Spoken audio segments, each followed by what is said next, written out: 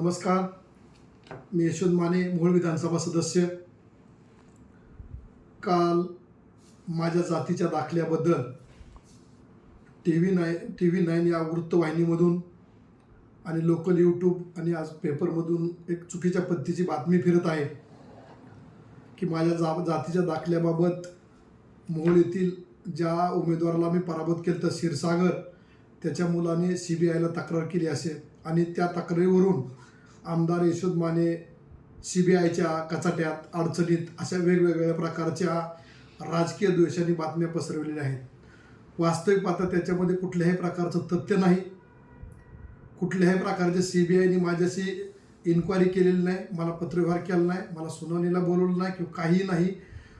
मी या विषयानंतर माहिती घेतल्यानंतर असं कळालं की सोमेश क्षीरसागरने 2022मध्ये CBIला तक्रार दिली होती, परंतु त्याच वेळेस त्याने वेगवेगळ्या ठिकाणी 5 ते 6 ठिकाणी तक्रार दिली होती आणि माझ्या कुटुंबातील 5-6 व्यक्तींच्या विरोधात तक्रार दिल्यानंतर बुलढाणा जात पडताळणी असेल, हायकोर्ट असेल, या सर्वांनी माझ्या बाजूने निकाल दिलेला आहे, कारण ते माझे सर्टिफिकेट कुठल्याही प्रकारचे खोटे नाहीत. याच्या उलट सोमेश क्षीरसागर व नागनाथ क्षीरसागर ह्या दोघा पितापुत्रांच्या नावावरती 2014 साली सुप्रीम कोर्टाने यांचा जातीचा दाखला रद्द केलेला आहे आणि तो रद्द केल्यानंतर पुन्हा त्यांनी शासनाला अंधारात ठेवून दुसऱ्यांदा दाखला त्यांनी काढलेला आहे. त्यामुळं वास्तविक पाहता ही फसवणूक ही क्षीरसागर कुटुंबाने केलेली आहे, माझ्या कुटुंबाने केलेली नाही.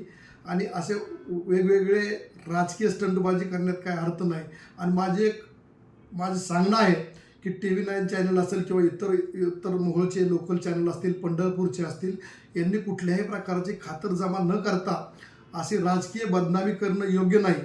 तर मी आपणाला सर्वांना सांगतो, वास्तविक पाहता त्याच्यामध्ये TV9 चॅनल असेल, साम सकाळ असेल, पुढारी चॅनल असेल, धुरंधर न्यूज चॅनल असेल, PVN न्यूज पंढरपूर असेल, लोक सह्याद्री पेपर असेल, तडका न्यूज मराठी चॅनल असेल किंवा संघर्ष न्यूज चॅनल असेल, या चॅनलनी सुद्धा कुठल्याही प्रकारची माहिती न घेता चुकीच्या पद्धतीने माझं राजकीय द्वेषापोटी किंवा कुणीतरी आता येणाऱ्या लोकसभेचं किंवा विधानसभेचं दिवस आहेत याच्यामध्ये राजकीय बदनामी करण्याच्या दृष्टीने हे जे कृत्य केलेले आहे ते हे तात्काळ त्यांनी याचा खुलासा करावा.